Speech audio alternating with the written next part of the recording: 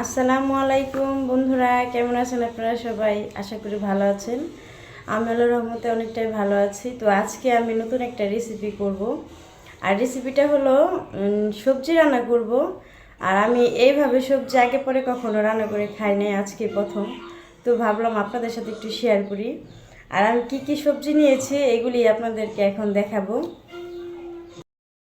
তো এই তো দেখুন, এখানে আমি নিয়েছি আমাদের গাছের বটবুটি। তো কিছু বটবুটি হয়েছিল, সেই বটবুটি নিয়েছি এবং ধুন্দুল নিয়েছি, এগুলিও আমাদের গাছের ধুন্দুল। এরপর মূলা নিয়েছি, মিষ্টি কুমড়া, এরপর আছে এখানে বেগুন, আর তারপরে যে এখানে আছে শিম। তো আর কি আমার ঘরে যা যা ছিল এগুলি দিয়ে আর কি রান্না করতেছি।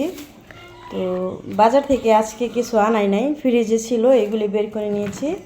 তো এদিকে যে পেঁপে নিয়েছি, এগুলো আমাদের গাছের পেঁপে। তো 3 আইটেম আছে গাছের, আর সবগুলি বাজারের।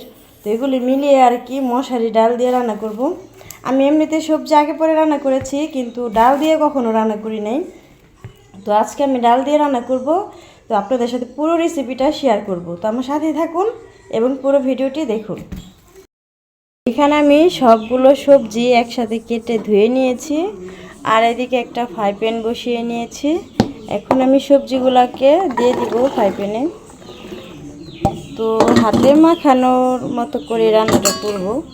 প্রথমে হাতে মাখিয়ে সবজিটাকে সিদ্ধ করে নিব। এরপর এখানে কাঁচামরিচ এবং পেঁয়াজ কুচি দিয়ে দিব।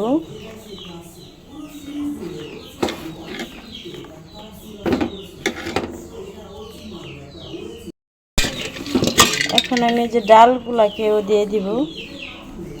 আমি ডাল দিয়ে সবজি রান্না করে খাইনি কখনো, তো আজকে ইচ্ছে হলো খাওয়ার জন্য, ডাল দিয়ে দিলাম। আর ডালটা অল্প দিলেই হয়। তো এখন দিয়ে দিলাম লবণ। লবণটা আন্দাজ মতো দিয়ে দিলাম, পরে লাগলে আবার দিয়ে নিব। এখন দিয়ে দিলাম আদা রসুন বাটা, একসাথে ছিল, দিয়ে দিলাম একসাথে 2 চামচ। এদিকে হলুদ মরিচ ধনিয়া গুঁড়াও একসাথে মিক্স করে রেখেছি, তো দিয়ে দিলাম এখানে পরিমাণ মতো। এগুলি সহজ রান্না, এগুলো আপনারা সবাই কম বেশি রান্না করতে পারেন। তো জাস্ট আমি একটু আপনাদের সাথে শেয়ার করলাম।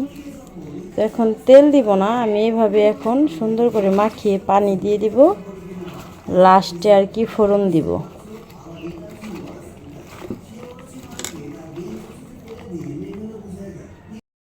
এরপর আমি হাত ধুয়ে পানি দিয়ে দিয়েছি পরিমাণ মতো। তো পানিটা আমি অল্পই দিয়েছি, যেহেতু সবজি থেকেও আবার পানি বের হবে। আর সবজি রান্নাতে তো পানি রাখবো না, একদম আঠা আঠা করে ফেলবো, এই জন্য বেশি পানি দিই নাই, অল্পই দিয়েছি।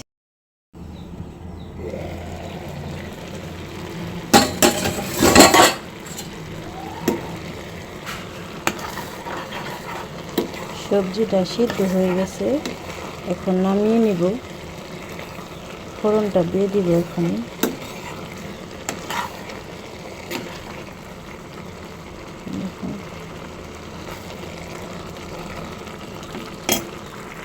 তো এদিকে বাঘার দেওয়ার জন্য অন্য একটা ফ্রাই প্যানে তেল দিয়ে দিয়েছি। এখন পেঁয়াজ আর রসুন ফোড়ন দিয়ে দেব।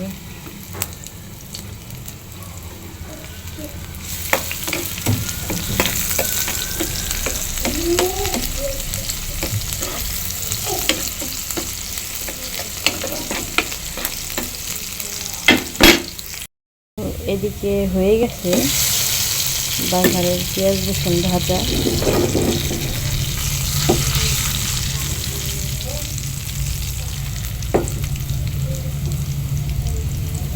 সবজিটার ভিতরে ঢেলে দিব।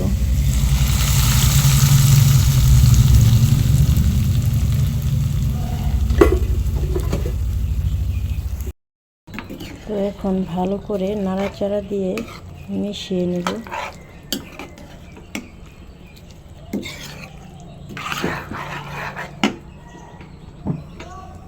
চুলার আঁচ আঁচটা কমিয়ে রেখেছিলাম, এখন বাড়াইয়া দিলাম।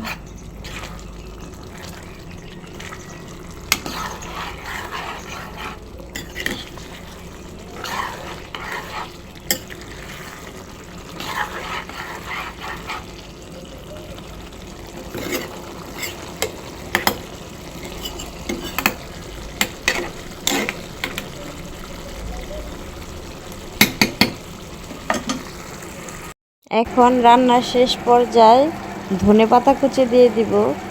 আর আমি সবসময় ধনেপাতা কুচিটা তরকারি নামানোর একটু আগে দেই, কারণ ফ্লেভারটা ভালো আসে। তো আমি এখন আর একটু নাড়াচাড়া করে তরকারিটা নামিয়ে নেব, হয়ে গেছে। আর আপনাদের ভাইয়াও চলে এসেছে খাওয়ার জন্য। ওনাকে গরম গরম সবজি রান্নাটা বেড়ে দেব। আজকের সবজি রান্নাটা কিন্তু ওনার জন্যই করেছি, কারণ আমি বাসায় বাচ্চাদের জন্য পাঙ্গাস মাছ রান্না করেছিলাম। তো আপনাদের ভাই আবার পাঙ্গাস মাছ খায় না, এই জন্য আর কি ওনার জন্য সবজিটা রান্না করেছি। তো যখনই পাঙ্গাস মাছ রান্না করি তখন ওনার জন্য অন্য একটা কিছু করতে হয়, যেহেতু খায় না। উনি কখনই যেভাবে রান্না করি পাঙ্গাস মাছ খাবে না। আজকেও কিন্তু ভেজে পেঁয়াজ দিয়ে ভুনা করেছি, তবুও খাবে না। তো ধন্যবাদ।